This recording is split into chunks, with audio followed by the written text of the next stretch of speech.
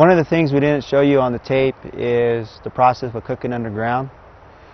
This process is when you pick the green cones, you dig a shallow hole, usually an oval shape, about a foot deep.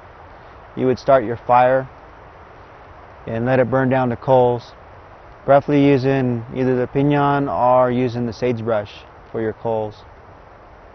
As this burns down and you get nice red coals, you want to mix in the green cones, cover it with dirt, and if you feel that it still is not hot enough, you could build a fire on top to keep that heat in the ground. And this process takes several hours to cook the pine nuts, but it is worth it at the end. Getting ready to cook your tuba, your pine nuts, you want to start your fire, get your coals ready, get your pine nuts ready in your winnowing basket, your cooking basket. And at this time you'll pour whatever you could handle in the basket, how many pine nuts you want to cook. You select your coals and start sprinkling them over the pine nuts inside your winnowing basket. Move it around so don't burn your basket and then don't burn the pine nuts.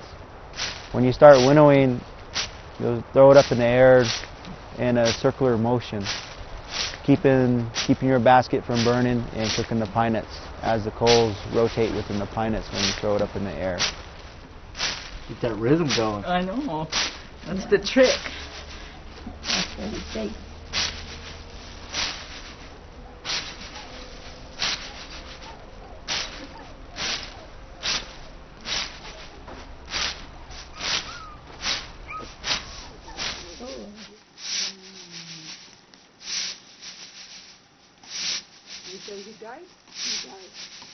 The purpose of this is to harden the shell so it's easier to crack off the nut, it's easier to crack off the meat, and to come apart.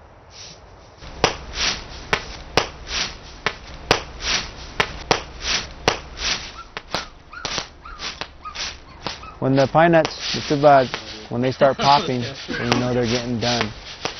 At this point you want to start taking your coals out so don't burn your basket or the pine nuts.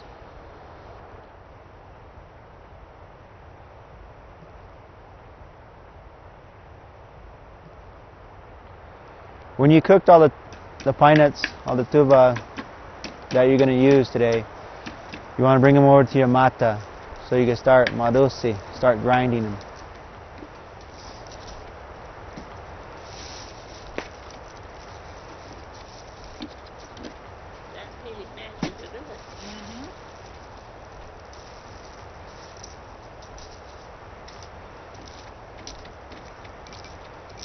You're going to first use the lava rock to crack the shells off.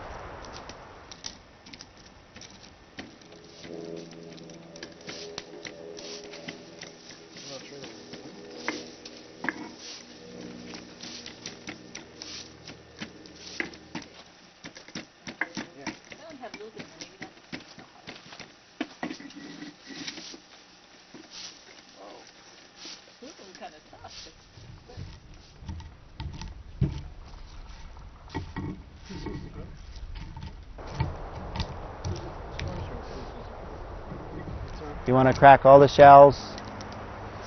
Roll your hand on top of the shells so it gets them all loose off the meat of the pine nut.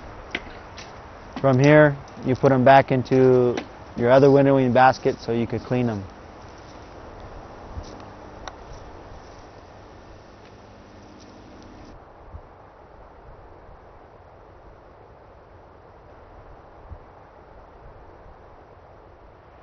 The old timers would whistle and call for the wind.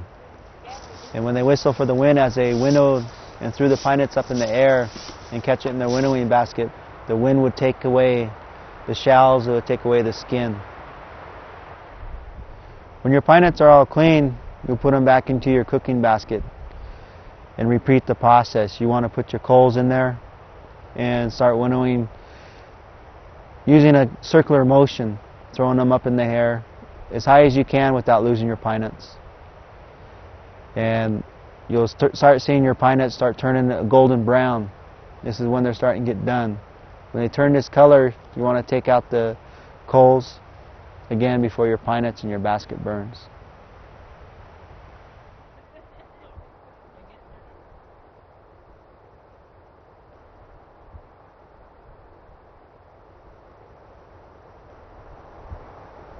Here you'll sprinkle a little flour and water on it. If you have some old pine nut mush, or if you don't, you can use regular flour. And spread it over and use like a rubbing motion on top of the pine nuts.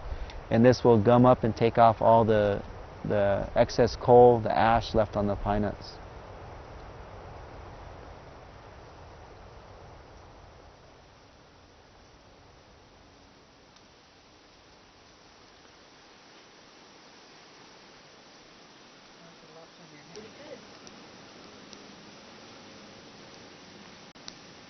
I think that's all the cleaner should do.